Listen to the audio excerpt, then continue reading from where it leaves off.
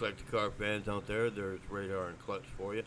We got a great Tales from the Bush for you. It's called Lost Gold. It's a pretty interesting one. It's a folder that I went through, the bunch of cars that I had. So this is a 70 Challenger. It's not an RT, but it's a 383 convertible. And it was in a restoration shop that I was doing some work with and getting some cars for them and finding some cool finds for them. And all those cars right there were in that restoration. All those cars got burned to the ground. That whole building got burned to the ground. It was just a crazy situation. But there you go. There's this 383 Challenger convertible. They weren't all RTs, but that was a nice Challenger convertible. Somebody put that Go Wing on there, but look at how solid that car is. Untouched, a little banged up, but it was really just an untouched convertible. Great groundwork if somebody wanted to do a clone. I can't remember if this one got restored or not, but there was a big fire. Every car in this building got burnt right to the ground. It was just a horrible situation. There was no good in the whole situation. All these cars were lost in a big fire. I think there was 51 or 52 pretty rare cars in the building, and they got all destroyed. This 71 Charger 440 RT wasn't a six-pack car, but you know, some of these pictures are going to be in a little mixed arrangement, so I'll try to muddle through it. But this was an old doctor's car, and his grandson had stolen the car and taken it out. I'm going to show you what had happened to it. But this was a completely, literally untouched 71 440 RT car, Charger. And you can see nothing's been done on that car. It was literally just parked where it was. Can't quite see it here, but you can see that engine compartment. Nothing's been done to it. I love to see the cars like this untouched. You can't really see it right there. It's the other side of the car where the situation was. But just a completely untouched car. You know, I love those hideaway headlights, man. They're so cool. I found this car in a barn in, gosh, I think I was in Illinois. I'm pretty sure I was in Illinois. Look at that. Even an AC car. There it is right there. See that front driver or passenger side fender? The kid scratched the car up. So he decided to paint it. And I mean, honestly, he did a pretty good job on repainting it. But over the years, the discoloration of the different type of paint, not knowing the right paint to use, it came out and it was pretty obvious. And grandfather was a little upset and basically parked the car. Look at that pumpkin interior. Man, that is so cool to see a car completely untouched like that. Super solid car, too. You gotta remember, when you get into these northern states, once you get past minus 14 degrees, salt doesn't work on the road. So when you get into these northern states, which I believe this car was, you know, salt doesn't work anymore, so they use sand as a gripper so you don't slip in the snow. So a lot of these cars are completely rust-free, like this Charger was. There wasn't a bubble of rust on this entire car. And as you can see by the pictures here, this car had been sitting a really long time. Sitting in this spot. I think this car had been sitting in that spot right there for 15 years. Okay, this is looks like a Camaro. So like I said, some of these pictures are going to be a little bit mixed up. Yeah. So this right here was actually a customer that was a fan of mine who had sent me these pictures.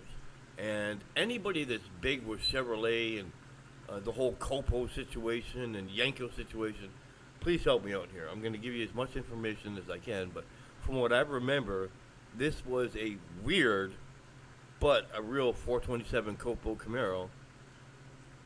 But like, there's like no options on the car. It was just so weird. It was found in an overhang building on a farm. Look at the stamping on that block. Wow, that's so weird. You know, just as a reminder for some people, I retired from the old car business about 14 years ago, so I literally haven't seen these pictures since that long, 14 years. Anybody can decode that plate tag right there. Maybe it is a real 427. Well, you got the gauges and that. I thought they only did that gauges and stuff on a Rally Sport. I don't know. I can't remember about this car, but it's nice to see all that original equipment. So the 20-something years that I spent in the field finding these cars and pulling them out and stuff. Over the years, I took all these pictures, but this is actual real cameras, not digital and stuff like that. This is a real camera.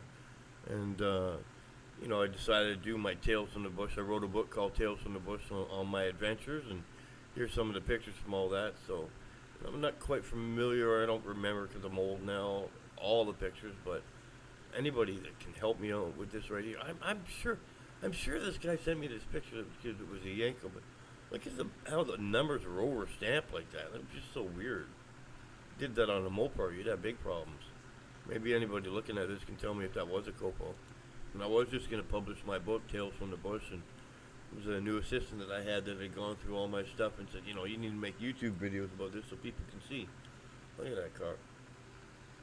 It looked like somebody kind of had taken that car apart. But look at how solid. You see the pictures of these cars. It's so solid. I thought that was for a Z28 when they did that D stuff. Well, actually, no, I correct myself. That wasn't a super solid car. It looked like a little rusty. But I'm just showing the pictures as the person sent the pictures to me. So hopefully they mean something to somebody. You can make some comments on what this car actually was. But, you know, I do these videos because the cars that I found, oh boy, that car had been kicked around. It looked like it had been a cow pasture or something. The cars that I found in all the years that I've been looking for these cars, and the 22,862 cars that I found that were actual muscle cars, only once, you know, we're at June 2026, only once have I ever seen one of my cars come up on somebody else's site. So yeah, that's pretty scary. These cars are still out there, and oh man, didn't have the motor in it. That sucks. Lord only knows what happened to that motor. The car's actually pretty solid underneath. Well, it was an undercoated car, so, you know, that undercoating is a defense mechanism. Yeah, I remember this guy had all these parts for the car, so it was like he had bought it. If I remember right, he had bought the car. All the stuff. Well, that's a Mustang now, so I think we're getting into this 69 Mach 1 that I had discovered. Oh, look at that inner quarter. It rotted all to hell. Yeah, so I know some of these pictures are coming in odd and not in the order the way that everybody else has their fancy videos, but I wanted to at least include it. Yeah, there it was. Yeah, it was a 69 Mach 1 Mustang. It was not a Super Cobra Jet car, but it was a 428 car.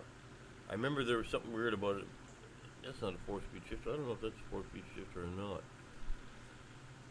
But yeah, this one I did not physically go out and inspect. This guy had sent me pictures of this stuff. God, look at that clock there. It's so cool the clock was like that. But this was like, Jesus, 15 years ago. This pictures were sent to me. No, so it's an automatic car. There's only one brake pedal, no clutch pedal. But the car was pretty complete. Had the original motor. Had the original transmission. But I think there was something about the car. It was a weird order car. It was not a Super Cobra Jet car. I was looking at the pictures of these cars. Yeah, there it is. 428 4V. I guess it means 4-barrel. But with me doing all this stuff right here, I've refused monetization by YouTube because I wanted to enjoy the videos as they are in a whole. Like I've been retired for about 15 years now, and these are just pictures that I took over the years of being on the road. Pretty big commitment, but you know, I found these cars, I took pictures of these cars, I pulled these cars out. Ooh, that looks crusty as heck. Looks like somebody undercoated that way too late. Backseat of that Mustang. Can you imagine that? Maybe I'm wrong, but 428 and it not being a Super Cobra Jet car, there's got to be something to it. Kelly Springfield Charger tires. Boy, those things smoked really good. It's an type of air grabber car too, with that functioning air cleaner right there. Man, look at that thing. That body's like perfect on it. It's a shame that it's rotted underneath, man. Who does that? Yep, there's that air cleaner and the 428. That's definitely 428. And pretty complete motor too. Yeah, transmission attached to it. There's nothing like having a numbers matching motor for a car, especially if it's a rare car. Now look at the back end of that car. Man, it's such a shame the outside of this car is so straight. Look at that, solid. All the bodywork's been done, but the underside of it's got some rotting issues. Such a shame. There's so much extra work that needs to be done to it, but the car's worth saving.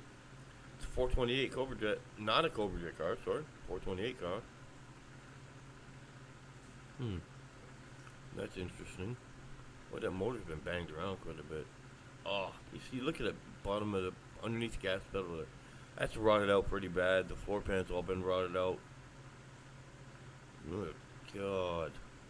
Yeah, there's so much undercarriage rust on that thing. But look at that dash. Everything's there. Nothing's been touched. Steering wheel's still in place. Another picture of that motor. Well, I tell you what, they may not be the rarest cars in the world, but I do the best what I can to bring these tales from the bush for you, and I hope you enjoy it. And please stay tuned because there's a lot more to come. Trust me, there's a lot more to come. There's radar and clutch, and we'll see you again soon.